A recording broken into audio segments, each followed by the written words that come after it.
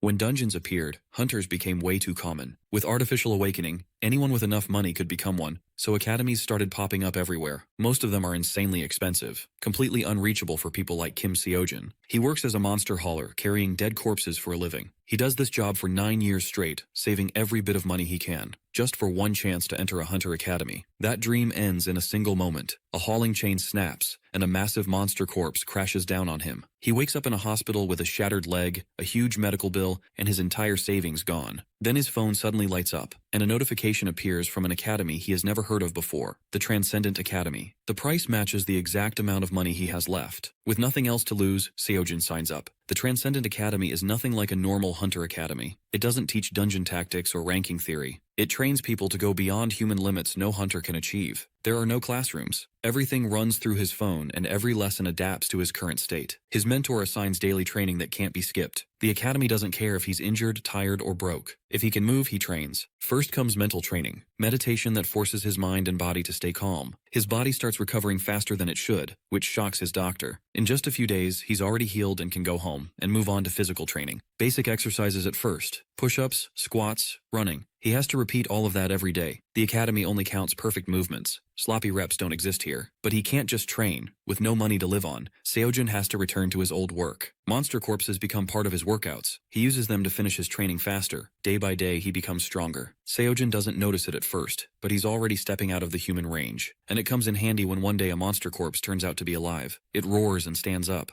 The gray-haired fella tells his friend to run away and save himself. Our guy realizes that his friend is gonna die for sure as his heartbeat gets faster. A normal person could never defeat a monster, and even an awakened without magic wouldn't stand a chance. And a manticore is a 4-star threat. Even a pro hunter would struggle. Our awakened desperately thinks of any hunters around, and Seoyun comes to his mind as she was here just a second ago. However, Kim has no time. His friend is going to die before that. Hence, he decides to save him as he believes it's now or never. Our guy grabs a metal rod and leaps towards the manticore full strength. He tries to attack it, but it dodges the attack, and Seojin sees this as an opportunity to get Manchiol out of there. The gray-haired fella insists on helping, but our man informs him that that's going to get both of them killed as he tells him to run. Our awakened knows that he has to do this alone, and decides to buy time until the pro hunters come. Amidst his fear, when he desperately thinks what to do, the course recalls in the back of his mind, reminding him that he's the universe watching a world, wondering where it comes from and what it is. It's Siddhartha's words, which suddenly let Sojun's fearful, trembling mind go still. Then Chiron's words come across his mind, telling him to let his senses be the judge, and he successfully dodges the manticore's attack. Our fella lets his senses take over, and when he sees an opening for the attack, he wonders if he should attack, and if yes, then how. Shang is the next to guide him as he recalls his words about how to pluck a mountain is not simply about strength but rather about force of spirit. Kim Seojin believes he can do it, or he has to do it, and smashes the rod with full resilience and complete trust that it's gonna work. That's what it takes to move mountains,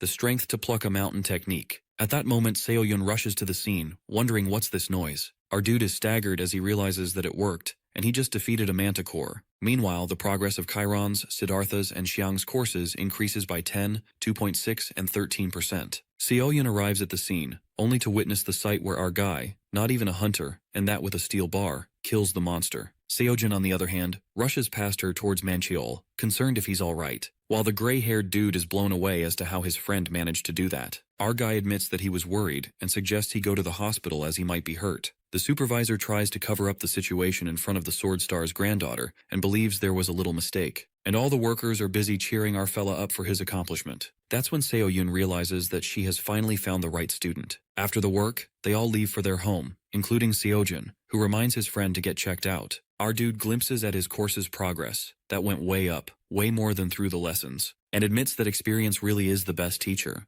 The problem is, he needs to be enrolled in a hunter academy to get the temporary license for dungeon raids, and the Transcendent Academy doesn't count. Thus he wonders if he should just save money and go to a real academy. As he's busy thinking about it, Seoyun calls him out, asking him if she could have a moment. Our dude suspiciously looks at her and recognizes her to be the hunter from earlier, wondering what she wants from him. Seoyun decides to be straightforward and asks him if he will meet her grandfather. To her surprise, Seojin almost immediately refuses, not interested. Utterly astonished, she tries to stop him while he just wants to get home and do his lessons. Seoyun Park has spent 31 years on this earth, and in those 31 years, no one has ever spoken to her like this. Our awakened, after listening to her, asks her if what she means is that she wants him to join her hunter academy that exists only in name and has no students. This makes her ponder who the hell this guy is, who does weird exercises, and even though that manticore was in a weakened state, close to a 2-star threat, that doesn't change the fact that he still split it in half. That definitely seems like he's interested in being a hunter. Seoyun claims that they have everything, including great faculties and whatnot, but is cut off when Seojin informs her that he doesn't need a hunter academy. Desperation grows in the B-rank hunter, who offers her grandfather, the sword star, teaching him. However, our dude passes this offer as well when even the pro hunters would kill for this chance.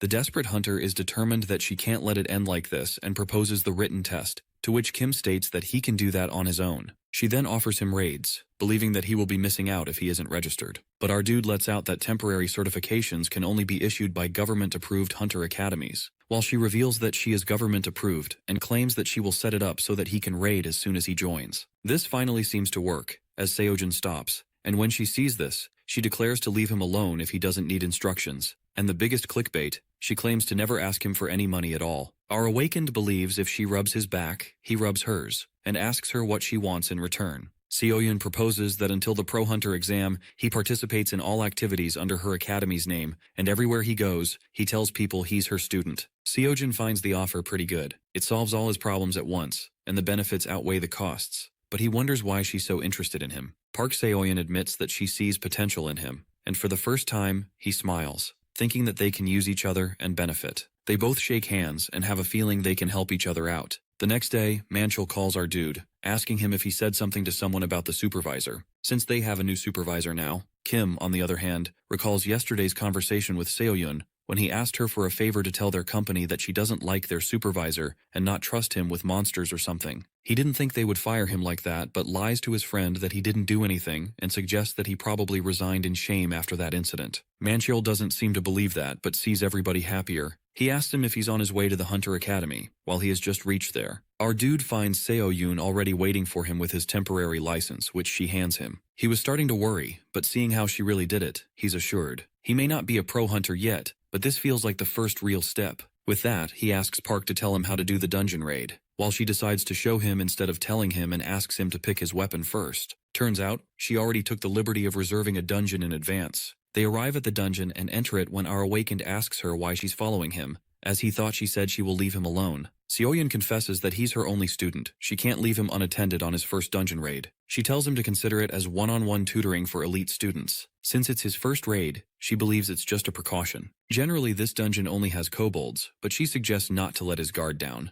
Kobolds are a 2-star threat. This is the perfect place for a novice to mess around and get some hands-on experience. And thankfully, like the Manticore, Seojin believes it's easy to pierce their shield magic. Normally, non-magical attacks are blocked by these translucent shields, but oddly enough, our dude's non-magic attacks are working. As he slashes the kobolds with his spear and sees his course's progress going up, it makes him feel delighted. Even though it's not as high as the Manticore, it's pretty damn good for just 2 kobolds. And best of all, he can make money doing dungeon raids. Meanwhile, Seoyun looks at him, astonished, when he suggests that they speed it up. Kim Seojin feels this is just like grinding experience in a game.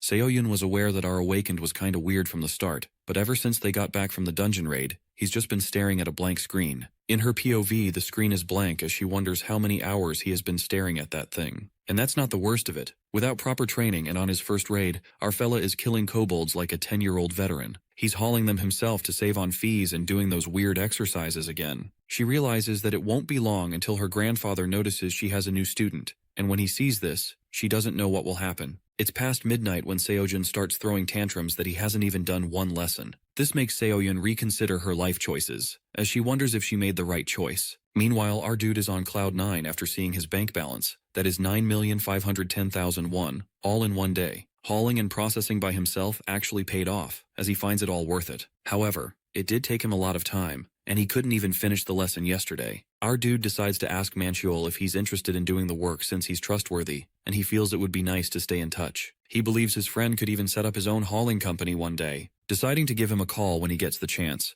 Seojin wonders what he should do now that he finally has some cash. Crossing the zebra crossing, he contemplates if he should save it or put it to better use. Even though raiding and making money is all great, our guy is disappointed that the course progress rate isn't what he hoped. He supposes that there's gotta be a faster way to get stronger, as strong as the Monkey King. Suddenly, realization hits him that he only got a glimpse of that course since he didn't have money before. And now that he has it, he decides to purchase it without a second thought. Clicking on the purchase, the fees of the course are revealed to be 27 billion won. This causes our poor fella to have a mental breakdown in the middle of the road while the people passing by give him weird looks. After his sulking session, he decides to worry about that course later and decides to look for gear. Muttering to himself, he believes he might as well be equipped right if courses are a no-go. Upon finding and opening the Transcendent Marketplace, it's revealed that training gear here is sold and made by successful graduates. Our pal is traumatized when he realizes that all they have is elixirs, the Shield of Aegis, and the Spear of Longinus, which are all mythical items. Even if they are replicas, they're all mythical items, and that too for training. Seojin isn't an expert, but even he can tell these items aren't run-of-the-mill. He figures that if they are graduates, that means they're transcendents. Thus, if they're casually selling transcendent crafted items from myth, he decides to just grab what he needs. Choosing the Spear of Longinus, he clicks on the purchase while the karma is calculated for the appropriate price. Later, Seojin is found doing push-ups aggressively as Seoyun asks him if something happened. Our fella continues to count as he concedes the fact that the price would be high. Even if it's a replica, it would be invaluable. He knew it would be expensive, but to be 100 million won, he's well aware that he can never have that much money. Our awakened sulks after realizing that it's always about money in the end. He can't even do 100 million for the spear. He wonders how he will ever get 27 billion for the Monkey King's course, and sighs, slumping. Seoyun calls him out, asking him if he's okay, and tells him about the academy tournament. Seojin seems to have heard of them, but he doesn't know the details. It is revealed that it's a tournament of hunter academies, where countless hunter academies compete to see where they stand. The B-rank hunter hands him some papers and states that he can think of it as a way to rank the academies. She reveals that there are lots of competitions like this, and the academy tournaments generally fall into Division 4. If Seojin does well in the tourney, he gets a chance to advance to higher divisions, and it raises the academy's profile and official recognition. The academies spare no expense to put forth their best prospects. Our dude contemplates if she's saying all this because she wants him to represent Dream Academy. She agrees while he computes that if he takes part in the academy tournament, his course progress might skyrocket. He sees this as another way to grind out experience. Hence, Seojin agrees, and as he sees Seoyun looking surprised, he reminds her that was their deal anyway. He asks her what tournaments are like, and she reveals that the exact details aren't released ahead of time, but the scoring is a combination of dungeon raids and single combat among competitors. And now that our fella thinks of it, he realizes that he's only battled with a manticore and some kobolds. He's never faced another student, but if he's going to compete, he wants to do it right, and ponders where he can find a sparring partner. Just then, he looks behind and finds Park Seoyun, asking her if she can spar with him. At last, she finally agrees to spar with him, while our fella sees this as a good opportunity since Seoyun is a B-class hunter.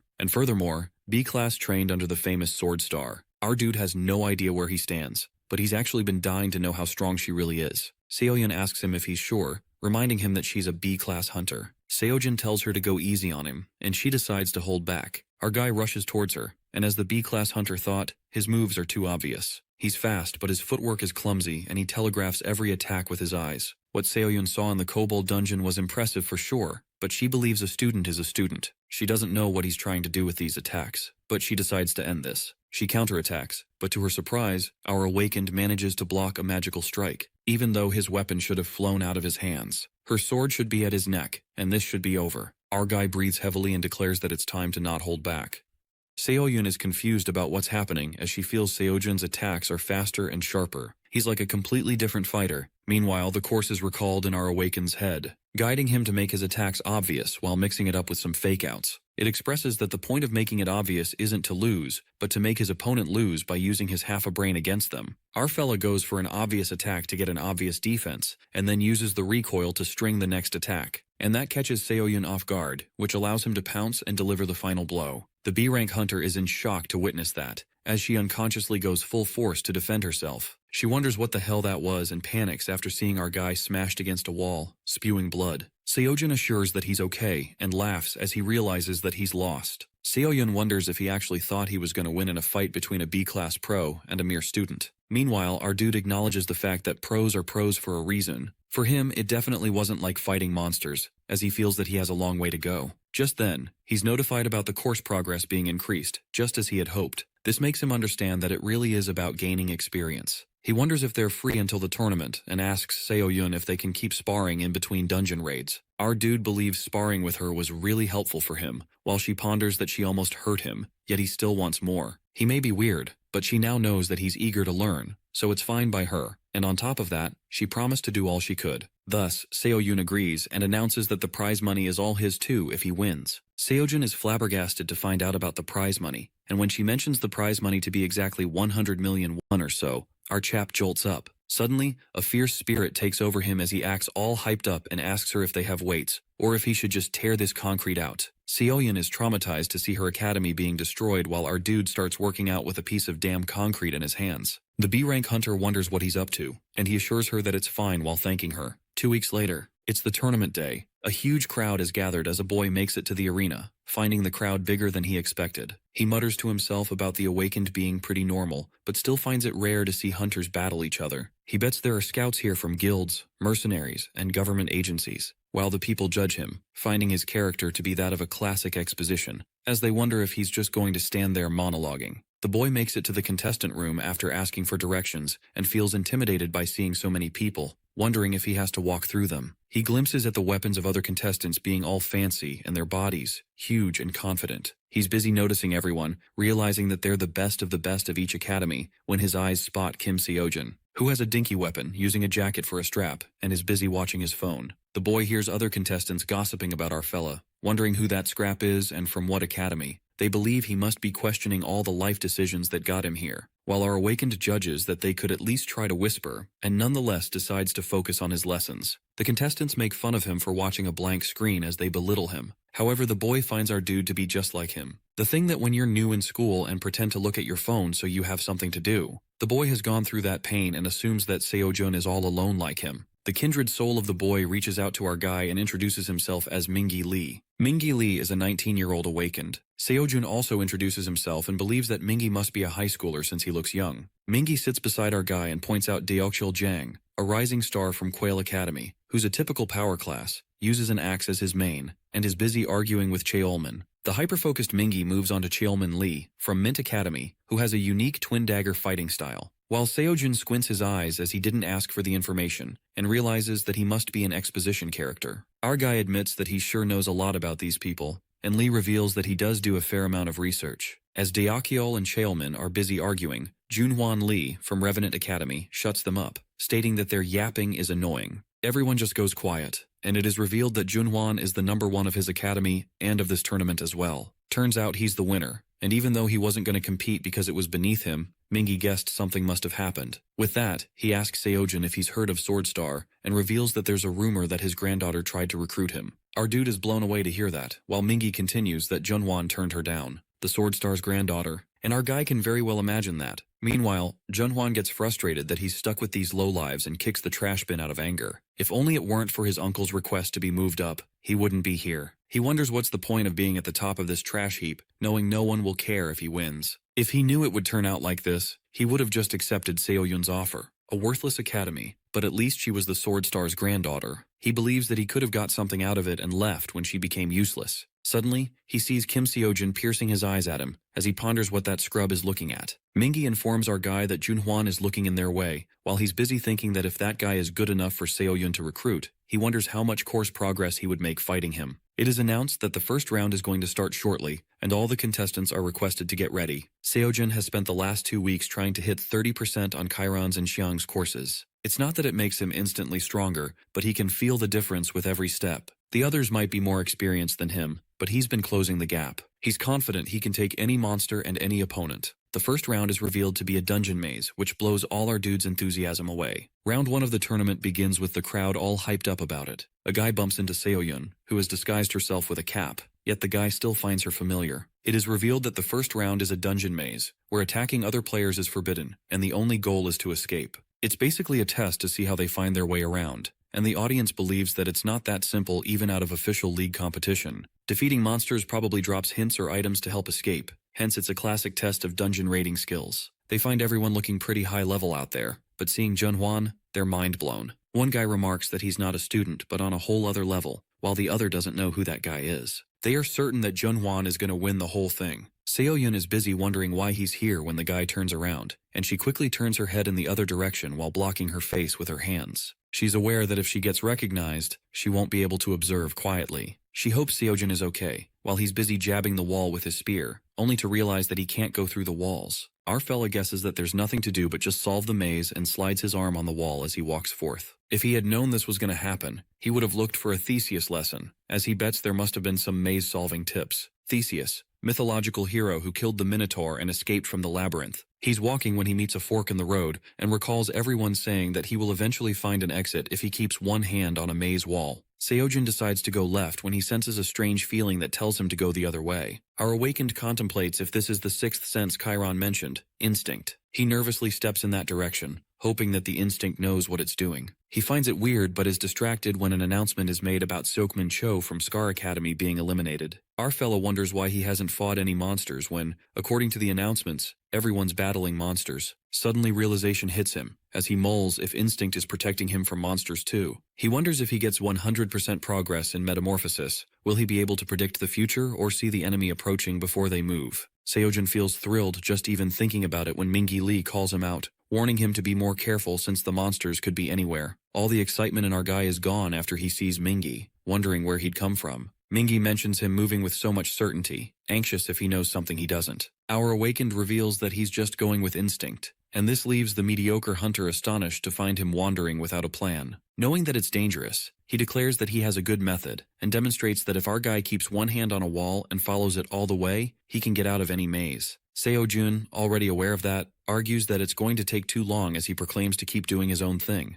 Mingi tries to look out for him by telling him that he's going to get lost, and Kim implies that there's no need for him to follow him, and that makes him question why he is even following him in the first place. The Norm Hunter reveals that it's because he thinks they're the same, as he's on his own, and saw him on his own too. Realization hits Seojin as he now gets the reason why he came up to him earlier. Meanwhile, Mingi believes it would be smarter for the weak to stick together. Our dude is in disbelief to hear himself being called weak, and guesses that he doesn't look like much. Lee decides to show him something that keeps him motivated in hard times, and it turns out to be a picture of his cute sister. Our awakened agrees with him and tries to leave, but the clingy dude grabs his feet and suggests that they go together. Even after refusing, Kim finds him to be so persistent, and guesses that it's scary at his age, even as an awakened. Mingi warns him that it's dangerous while our dude is in a war within himself, contemplating whether he should take him or not. Seojin asks him why he's here alone when he has a sister and a family, and Lee lets him know that his family died, and now it's just him and his sister. Glad of his younger self as he goes silent, while the mediocre hunter regrets sharing that, as he assumes that he made him uncomfortable. He tries to assure Kim that they're fine, and it was a long time ago. When Seojin admits that he's right, they're the same. He declares that they can stick together for now, but the prize money is his. Therefore, after this round, they will go their own ways. Mingi keeps asking him questions, being doubtful, while our guy reminds him that his job is to keep up. At last, they reach what seems like a dead end as the mediocre hunter finally catches up. Seojin slides his hand across the wall and pushes it, only to be welcomed by cheers. It's announced that the first contestant has escaped the maze and a new record has been made. The audience is in disbelief, wondering who the guy is, while Seoyun finds that it's none other than Seojun, who walks out nonchalantly, not having to deal with a single monster. Mingi has no idea what's going on. He bumped into Seojin, they agreed to work together for a bit, and then the round 1 results were announced. With our awakened being ranked first, Mingi at second, Junhwan at third, and so on. Chaos spreads among the people as they witness the first place completing the maze in 27 minutes. They murmur if that is even possible, wondering what academy the guy is from, etc. What's more surprising is the fact that Junhwan Lee was a shoo-in for first, and to not even come in second is insane. Junhwan approaches Seojin, hovering above him as he just glares at him, while our fellow recognizes the red-haired dude, wondering what he wants from him and what's with that look. As Kim is about to say something, Junhwan cuts him off, not knowing what he was thinking, and declares that our guy just got lucky. People laugh and insult Seojin, wishing that they had that kind of luck. Our dude decides to get back to his lessons, ignoring what people say about him. Later, it is revealed that Kim is up against the ace giant from Quail Academy, Deokyeol Jang, who is announced to respond with a brick wall in the face of fancy technique. Deokyeol believes that his opponent got lucky and guesses that his luck's run out now that he's up against him. The match begins, and as they're announced to fight,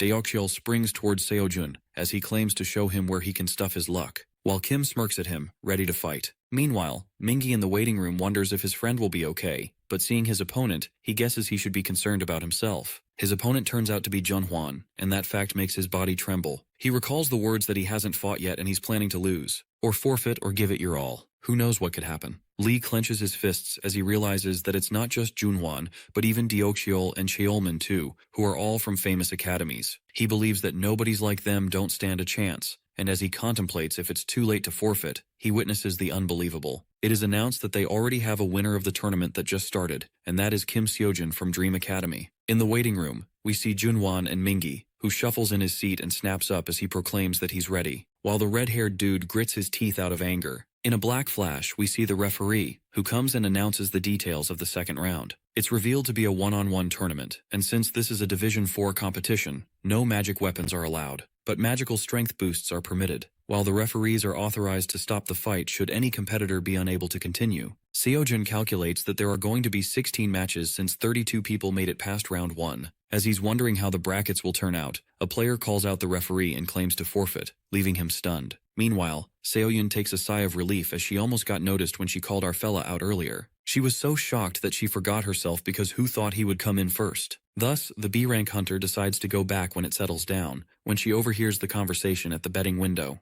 They thought 32 people made it to round 2 as they question how they are already at the semi-finals. It is revealed that everyone else forfeited. The bald dude believes it's no use since Junhwan Lee's gonna win, wondering who'd be stupid enough to bet on anyone else. When a guy shows up with a suitcase and declares to bet 1 billion won on Kim Seojin, everyone there is left in utter shock, pondering if this dude is serious. They try to explain to him that our fella got lucky and that he's from some nobody school called Dream Academy. Seoyun sees the guy as she wonders who he is. On the other hand, in the waiting room we see players forfeiting while Mingi whispers that it's actually pretty common in Division 4. Since the students from the big academies always dominate, there are even rumors that Junhwan doesn't hold back, contest or not. Mingi thinks it's just a Division 4 tourney, not worth getting seriously hurt over. With so many strong guys here, he believes they will probably end up as speed bumps for the big academy wins. This forfeiting is a better option. And just like that, only 5 remained, with the first match between Seojun and Daeokyeol, while the second match between Junhwan and Mingi Lee, and Cheolmin advances by default. Kim came in first place in round 1, therefore he wonders if he wins one more match, is it going to lock up the whole tourney? Just then, he sees Mingi trembling in fear, and when he asks him the reason, he questions our awakened, how come he's not nervous when the matches are starting soon. While Junhwan is his opponent, Seojin lets out that he hasn't even fought him, and yet he's already planning to lose. Mingi mentions that it's almost certain that he's gonna lose, while our dude tells him to just forfeit. The mediocre hunter lets him know he can't do that as well, and the referee shows up, calling out Seojin and Daeokyeol in the stadium for the first match. Our fella stands up while he advises Mingi to forfeit or give it his all, and who knows what will happen. Lee grabs him, asking him if he's not worried, and Kim reveals that he's just wondering how many experience points he will get out of this. The host announces the second round of the 63rd Academy Tournament, and introduces the contenders. The new Dungeon Maze record holder and the mysterious newcomer, Kim Seojin. Our dude feels that they're really hyping this up. Daeokyeol aggressively leaps towards Seojin, landing a powerful attack, but they're easily dodged by our guy. The host declares that it looks like it wasn't just luck that got him here. Daeokyeol is baffled as to what's with this guy, when he's killing himself here trying to land an attack and nothing is working. The furious guy pulls out his magic-infused axe and challenges him to see if he can dodge that. To his surprise, our awakened makes his axe go flying away by using his spear. Daeokyeol trembles and flops on the ground. The host believes that the unbelievable has happened, as they already have a winner of the match. The bulky fella is in disbelief that he was overpowered by Seojun and lost. While the winner is announced to be Kim Seojin of the Dream Academy, our dude is disappointed after seeing the course's progress, wondering if that's all he gets. The whole point of this for him was to make rapid course progress, and with all the forfeits, he only gets 2 matches. While the remaining days for the free pass of the courses keep ticking down, our guy realizes that he won't have enough money to buy weapons and recharge his pass, and now the only choice he has is to win the prize money. Mingi's voice breaks his trance, who's all excited about him being that strong and all. Seojin informs him that he never said he was weak to begin with, and that's when the referee comes in and asks the contestants, Junhwan and Mingi Lee, to move forward for match 2.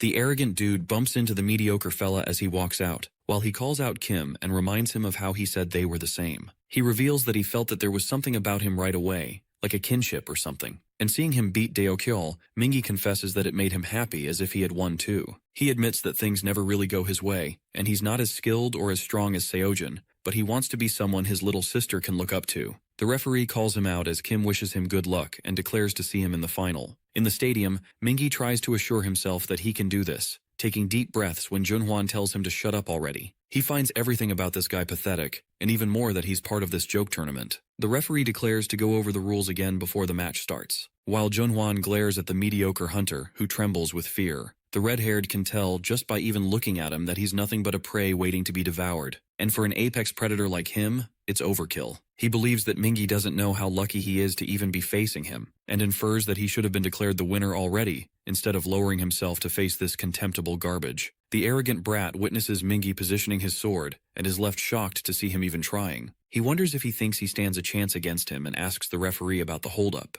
The ref lets him know that they will make an announcement soon, when the host asks the contestant if they're ready. The match begins with Junhwan relentlessly leaping onto Mingi like a wild predator while he tries to keep up with his attacks. Junhwan intensely hits the mediocre fellow with the back of his sword as he spats that insects like him should know their place. Mingi falls to his knees as he coughs out blood and wonders if it's over. Realization hits him that he's no match for him at all, let alone thinking about winning or losing. He wanted to become someone his sister can be proud of, but he isn't good enough. Nonetheless, Mingi gets back on his feet and is determined to land one hit at least, in order to prove to himself that he can. In the end, Junhwan Lee from the Revenant Academy is the winner, which is no surprise at all. People mutter about him while he's standing there blank-faced, with a cut on his cheek. The red-haired dude is in disbelief that a loser managed to hit him, while he hears people saying that it should have been easier against a loser like that, as they guess that Lee isn't such a big deal after all. Junhwan is infuriated to be looked down upon as he declares to forfeit. That being said, he hits Mingi and lets out that it's an insult to be here, at this tournament of gutter trash and in this division of goddamn failures. The referee tries to stop him and warns him that the match is over. Hence, if he doesn't stop, he will be disqualified.